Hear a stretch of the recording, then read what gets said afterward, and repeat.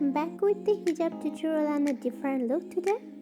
While the style is like a regular shari, the highlight is that I'm wearing a shari from 25 years ago and that belonged to my mother-in-law.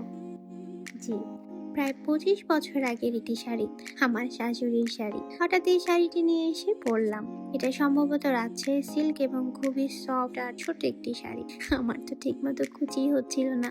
যাই হোক, আমি আমার এই শাড়ির সাথে সুন্দর করে একটা হিজাব পরে নিলাম। ভাবা যায় এই শাড়িটির বয়স এত, বহু পুরনো শাড়ি হলেও এত বছর ধরে যত্ন করে রেখে দিয়েছিল। আজ আমি সেটি নিয়ে পরলাম।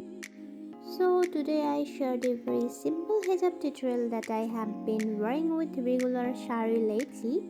Let me know what you think. I hope you like.